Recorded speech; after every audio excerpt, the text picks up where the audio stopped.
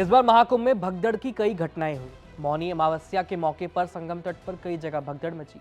अब देश की राजधानी में महाकुंभ जाने के लिए हजारों की भीड़ नई दिल्ली रेलवे स्टेशन पर आ गई। इतनी भीड़ को संभालने का इंतजाम नहीं था और इसका नतीजा हुआ भगदड़, जिसमें 18 लोगों की मौत हो गई है।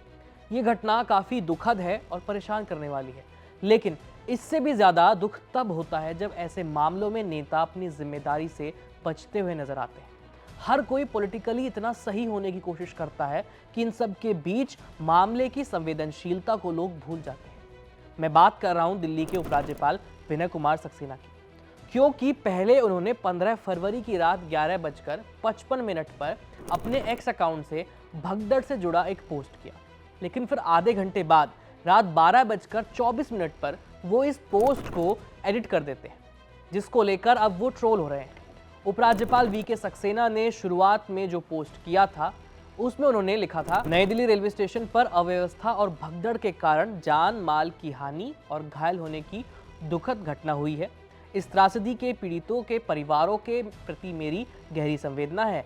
मैंने मुख्य सचिव और पुलिस आयुक्त से बात की है और उन्हें स्थिति को संभालने के लिए कहा है। लेकिन आधे घंटे बाद वो अपने पोस्ट को एडिट कर देते हैं और रेलवे स्टेशन पर फैली अव्यवस्था की बात को अपने पोस्ट से हटा देते हैं। इस बार उनके पोस्ट में कुछ इस तरह लिखा हुआ था, नई दिल्ली रेलवे स्टेशन पर एक दुर्भाग्यपूर्ण घटना हुई। मुख्य सचिव और पुलिस आयुक्त से मेरी बात हुई है, उन्हें स्थिति से निपटने के लिए कहा गया है।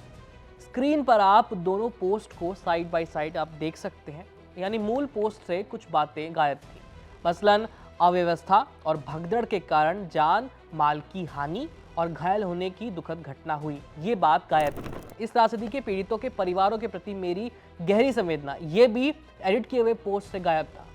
एलजी के ऐसा करने के कारण यूजर्स उनकी खूब आलोचना कर रहे हैं।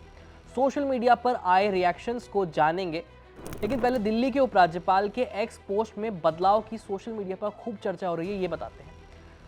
शिवसेना यूपीटी की सांसद, राज्यसभा से सांसद हैं प्रियंका चतुर्वेदी, उन्होंने वीके सक्सेना के मूल पोस्ट को शेयर करते हुए लिखा कि पोस्ट का स्क्रीनशॉट देख लीजिए, कोऑर्डिनेशन पर कोई कंट्रोल नहीं है। हालांकि इस पोस्ट में हम ये भी देख सकते हैं कि एलजी ने बिना रेलवे प्रशासन के साथ कोऑर्डिनेट किए अपनी प्रतिक्रिया दे दी, लेकिन जब प्रतिक्रिया दे ही दी थी तो उस पर स्टैंड लेना चाहिए था, क्योंकि भगदड़ के बावजूद रेलवे ये मानने को तैयार नहीं था कि भगदड़ हुई है और रेलवे ये कह रहा था कि ये तो महज अफवाह है। लेकिन भीड़ को संभालने की जिम्मेदारी जो रेलवे की थी वो भी उसने पूरी तरह से नहीं निभाई, ना ही ऐसे पुख्ता इंतजाम किए गए। पॉलिटिकली सही होने के चलते एलजी ने अपने पद की चिंता किए बगैर इस ट्वीट को एडिट कर दिया, जो कि ठीक नहीं है। वहीं उत्तर रेलवे के जनसंपर्क ऑफिस के प्रमुख के एक बयान की आलोचना भी हो रही है, जिसमें उन्होंने लिखा है कि नई दिल्ली रेलवे स्टेशन पर कोई भगदड़ हुई ही नहीं, ये सिर्फ एक अफवाह है, स्थिति कंट्रोल में है। यानी 18 लोगों की मौतों को और घायलों की जो चोट है उसको अपनी नौकरी खतरे में ना पड़ जाए, इसके लिए आप अधिकारी सच भी नहीं बोलना चाहते हैं।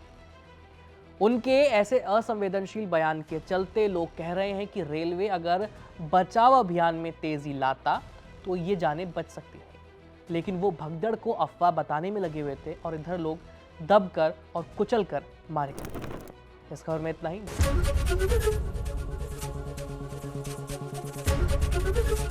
एबीपी गंगा, खबर आपकी, जुबान आपकी।